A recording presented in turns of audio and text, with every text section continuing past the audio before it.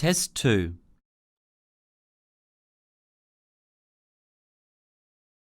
Instructions. You are going to hear a number of different recordings and you will have to answer questions on what you hear. There will be time for you to read the instructions and questions, and you will have a chance to check your work. All the recordings will be played once only. The test is in 4 sections. At the end of the real test, you will be given 10 minutes to transfer your answers to the answer sheet. Now turn to section 1.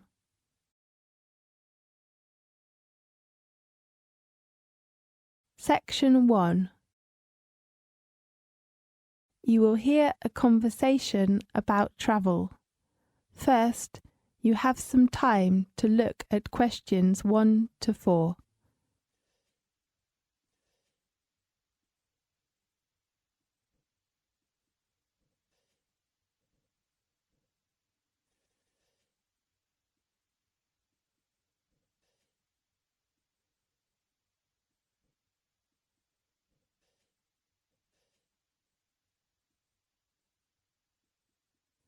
You will see there is an example that has been done for you. On this occasion only, the conversation relating to this will be played first. Good afternoon, the Australia Travel Agency. How can I help you? Good afternoon. I'd like to know some information about trips to different resorts. Okay, can you tell me your details first? Of course. What's your occupation? I'm a first-year student. Are you an Australian? No, I'm from New York. So you are American? Yes. The nationality of the student is American, so American has been written in the space. Now we shall begin. You should answer the questions as you listen, because you will not hear the recording a second time. Listen carefully and answer questions 1 to 4. Good afternoon, the Australia Travel Agency. How can I help you? Good afternoon. I'd like to know some information about trips to different resorts. Okay, can you tell me some of your details first? Of course. What's your occupation? I'm a first-year student. Are you an Australian? No, I'm from New York. So you are American? Yes. What's your full name? My name is Ariel Lee. Tell me your contact number, please. It is 462-83095. And my address? No, we just need your contact number. Okay. Can you introduce me some attractions? Obviously it varies, but always places of famous main resorts, such as Sydney, Melbourne, or some places like that. Just tour resorts? I mean, does that include other activities? Yes. Besides main resorts, we will arrange for you to enjoy some local refreshments and some special activities. So, how much does it cost? Usually it varies between $20 and $35 per head, depending on the place. And what is the departure date and time? It depends on various tours, but try to keep the departure time fixed. When? 7 o'clock in the morning. And how about the transport? We have a minibus or coach, depending on the number of tourists. May I need a reservation? Yes, you know summer holidays are coming, so I suggest that tourists reserve a seat in advance. Is there a discount for that? I'm sorry, we do not have any discounts during peak season.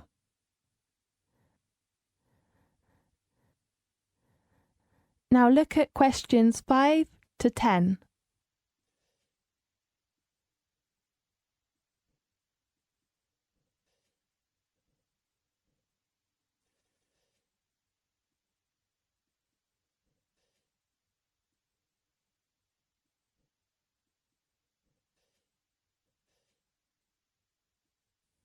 Now listen carefully and answer questions 5 to 10. Could you tell me some details of the trips? Yes, the first place is Sydney. That's on the 12th of January. We'll have 25 people in a minibus. Fine. Going to which attraction? We will visit one of the most famous theatres in the world. The Sydney Opera House. Right. You can appreciate and watch an opera there. Really? What's the name of the opera? I'm not sure.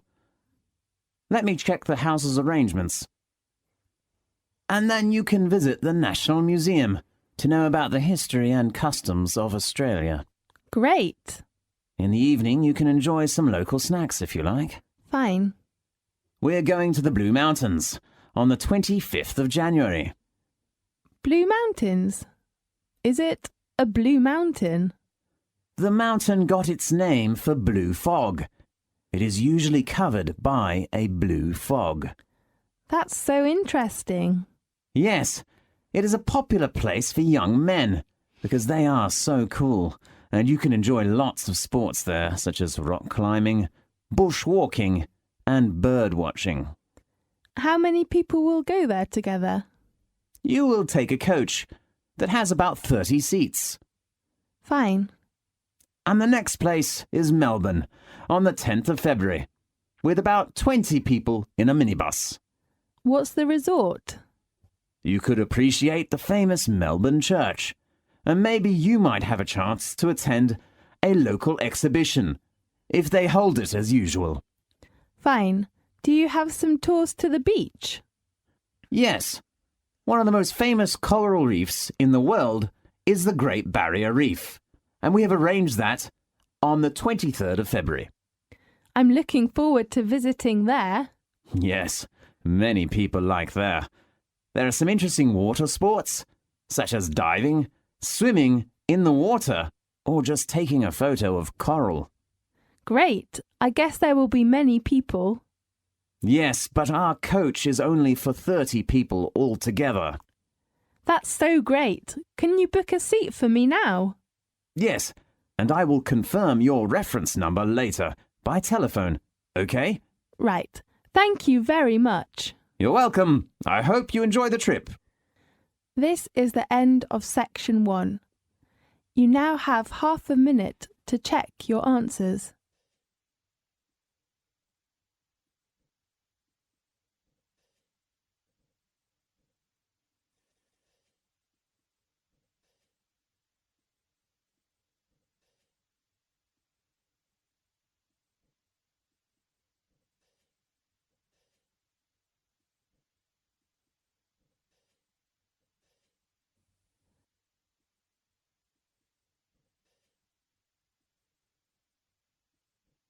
Now turn to section 2.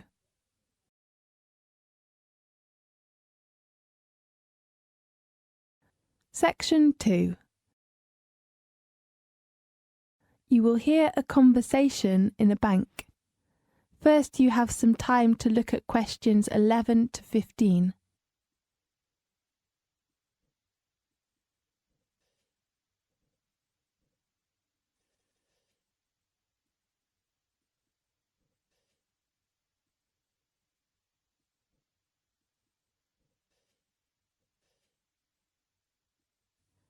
Now listen carefully and answer questions 11 to 15. Good morning. I'd like to open a bank account, please. Good morning. What kind of account do you want to open? I'm not sure. Perhaps you can give me some suggestions. I only want to deposit money in the bank and pay all kinds of bills easily. Fine. I've got the application form here. First of all, can I have your full name, please? Richard Lee. Fine, Richard. What's your occupation? I'm studying a doctor's degree now, although I was a dentist before coming here. Well, so you're a student.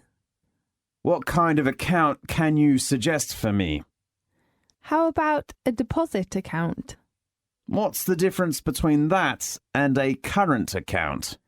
There are many differences, such as the interest rate, overdraft and service, and so on. Fine, I will take your recommendation. OK, let's talk about the main two account cards of the deposit account. Fine. One card is called the Solo card, and the other one is named MasterCard. Which one is better for me? Let me introduce you to some differences of the two cards. OK. The first one is annual interest rate.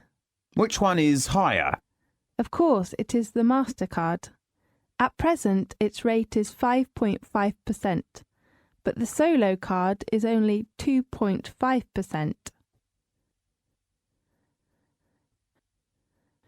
Now look at questions 16 to 20.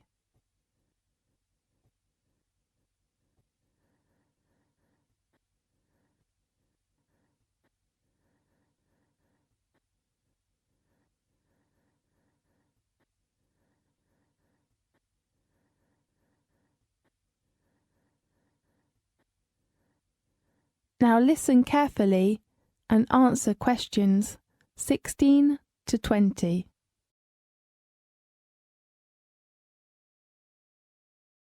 How about the other differences? The service supplied with the two cards. Could you speak specifically? We usually supply internet service and mobile service with all of the cards, of course including the Solo card. Yes, I'd like to ask for the service of mobile and does Solo card have an overdraft? I'm sorry, but MasterCard has such a service. Fine. If you want to take more money out of the bank than you have in it, be very careful. You should not do this without the bank's permission, and you will have to pay some charge. Do you mean interest? No, I mean the overdraft charge. How much is that charge? According to the bank's rules, the minimum fee is about 2%. Fine. The last item of the two cards is the requirement. There is no limitation of the Solo card, but if you want to get MasterCard, you should deposit a minimum sum of £1,500 in the first time. Oh, what's the requirement of money? What do you mean? I mean I cannot deposit cash when I open a bank account. Don't worry, we accept cash and cheque or even money order. Great. So which card did you decide to open? I'd like to open the MasterCard. A good choice. How often would you like to receive your statement? Monthly, please. OK, the last one you should know is the opening time. Banks usually open from 9 a.m. until 4:30 p.m. from Monday to Friday, but most branches open until 3:30 p.m. on Saturdays. OK, I see. Thank you very much. You're welcome. This is the end of section 2. You now have half a minute to check your answers.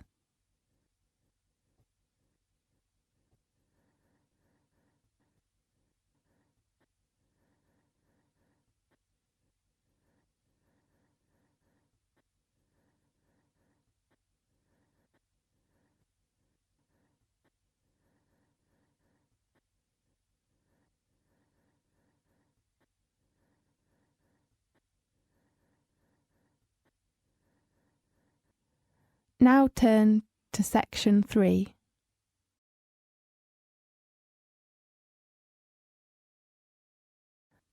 Section 3. You will hear a conversation between a student and her tutor about the assignment. First, you have some time to look at questions 21 to 24.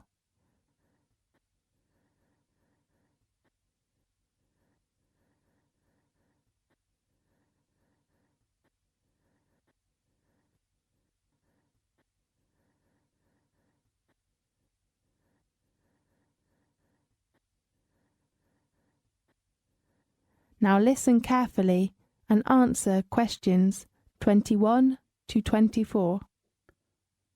Good morning. Oh, it's just hit 12. Good morning, Miss Potter. May I come in? Oh, Jerry, of course. Come in and take a seat, please. Thank you. Well, how about your assignment? Do you mean my paper? Yes. I still think about the draft, but I hope you can give me some help and suggestions. Of course. How long will it take you to finish your draft? I'm not sure. Maybe 3 days? My advice is that you should spend a lot of time on your draft. As you know, a good beginning is very important for a paper. A good draft can help you outline your paper and even benefit your argument. Okay, I will try my best to write up my work. Miss Potter, how many parts are in the paper? Generally speaking, there are 4 parts and references. So there are 5 parts. Right. Contents, introduction, main body. And conclusion? Yes, and a bibliography. So how about the word limitation of my paper? According to the requirements, you have to write at least 3,000 words and not over 5,000. Okay, 3 to 5,000. Right. How about your research? I haven't begun to do the research. Why? Because I'm not sure about the research method. I cannot decide to use which one now. I remember I suggested you to use the method of interview. Yes, but I think maybe questionnaire is better for my work. Really? Tell me your reason. I have to spend some time of the day on a part-time job, so I think maybe a questionnaire is a good way to collect the data that I need. Fine. Oh, do you search resources or data from the internet? Yes, I think it's a good way to collect data, and as you know, it can help save lots of time. Jerry, in fact, many students do most of their research on the internet. You might think that it is an easier way to get resources, but most data are from highly unreliable resources, so be critical. Okay, I will pay attention to that. Now look at questions 25 to 30.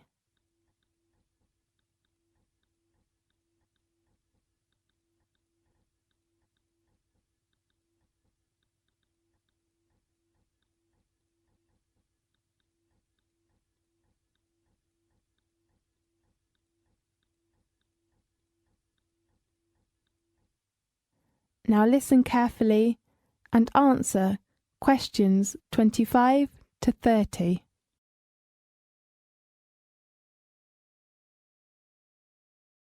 Then, there are some things you should consider when you write the paper. Okay. Be careful with your references and quotations, and do not share other people's work. You should write clearly about reference books and do not forget to acknowledge the original writers. Otherwise, you will be failed for plagiarism. Okay, I've got it. The other point is... Deadline? No, deadline is the date of handing in your work. You'd better hand it in on time. But if you have a reasonable excuse, you can ask for an extension. Fine. Sorry to interrupt you. That's okay. The other point you should pay attention to is your research data. Okay, I will write them clearly. Oh, Miss Potter, could you recommend to me some good reference books about the topic of my paper? Fine. Let's check the reference book list. The first one is Drake Wister's book. Right, what's the title? Global Economy. Is it the one published by the Cambridge University Press? Right. And I think Victoria Smith's book is a good choice. What's that title? The Strategy of Marketing. And which publisher? London Press. Fine, and how about others?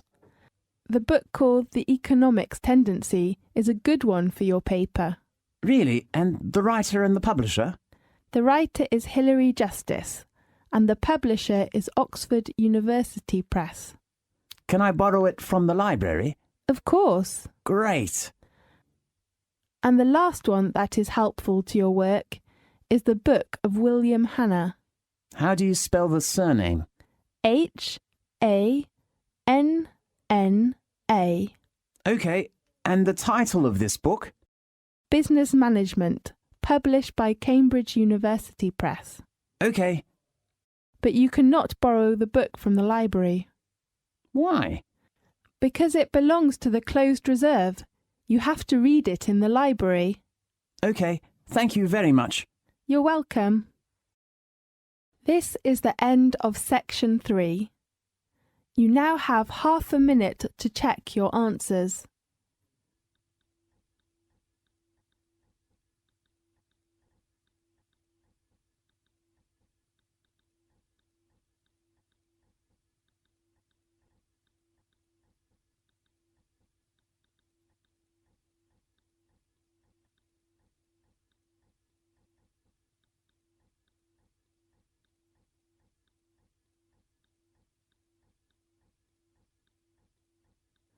Now turn to section 4.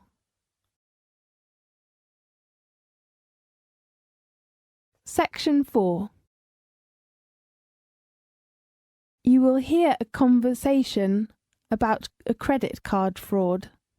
First, you have some time to look at the questions 31 to 40.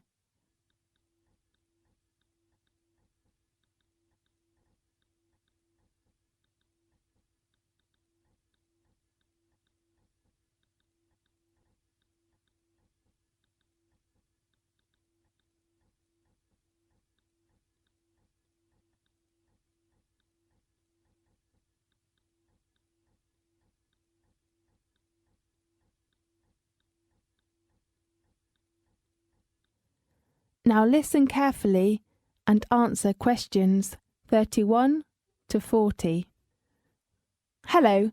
In today's programme, we have invited Ken Farrow, Head of Financial Crime at Lloyds TSB, to introduce some information about credit card fraud.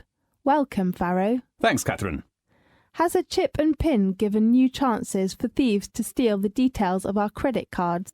Maybe. In the past, there has been typically 50,000 or 60,000 ATMs in the UK where people's PIN could be collected, and now there's hundreds of thousands of points of sales terminals.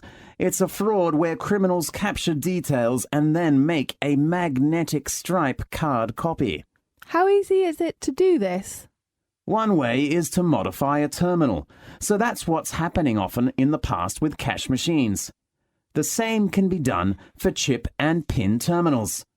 The other way is to replace it with an entire counterfeit. There have been incidences in America and in Europe with entire fake ATMs being set up. The last way is to set up a concealed camera and have somebody using sleight of hand to swipe your card through another machine so that you don't even need to modify the main machine. If someone decided to set up a little device to modify one of these handheld PIN pads, how easy would that be to do? Usually it wouldn't be technically too hard. You just need about £100 to prepare for some equipment and raw parts. But it would take some engineering time and effort. The terminals themselves have a function of tamper resistance. If you try to open the casing, the machines will shut down and make them inoperative. But there's only so much they can do against a persistent attacker, compared with an ATM. Well, once a card is copied and the PIN is obtained, crooks can make a fake card and use the PIN to withdraw money. Do all cash machines accept these cards in the UK? Cash machines in the UK may not accept these cards, but many machines abroad will. Why? It depends on our radar. We can obviously know what they are doing while criminals can't break the chip at the moment. So what they're doing is to use the old method to skim the magnetic strips on the cards. However, they've realized that they cannot succeed in the UK, so they go on to the continent and to other countries in the Far East and use them where ATMs are not secured for chip use. Right, so they can take the old style card and use it abroad and get the cash out more easily. That's right. There is a magnetic strip attached to the card for customers who are travelling. So what are you doing about this increase of use in foreign cash machines of cards that have been stolen here? What we're doing is to gradually extend our security blanket. That means we will monitor the card usage, whether it's in the UK or abroad. If we feel there's something wrong, we will contact and confirm with the customer. We're up against organised crime, and organised crime is trying to get one step ahead of us, and we're trying to keep one step ahead of them. Yes. How does security work in UK machines? Because sometimes fake cards will work there as well, won't they? When a bank is looking at its arrangements, it has to balance up convenience to customers with security. Yes. So what are you doing to make things more secure? I think the chip and the pin situation has really improved. And if you look at the figures, in fact, hard fraud has dropped by 24% over the last period. I think you can say this program has done well. Yes, I can see the figures, but there has been a huge amount of coverage in the press this week. Some banks have stopped using pins. Doesn't that decrease the public's trust in this new system? And some people even think the new system is designed for new fraud. I don't think so. I'm not going to comment on particular cases. What I would say is that usually the evidence of crime has always been with the old technology, not with the new. So new technology seems to be working well. That's right. OK, thanks for your professional introduction. See you next time. See you. This is the end of section 4. You now have half a minute to check your answers.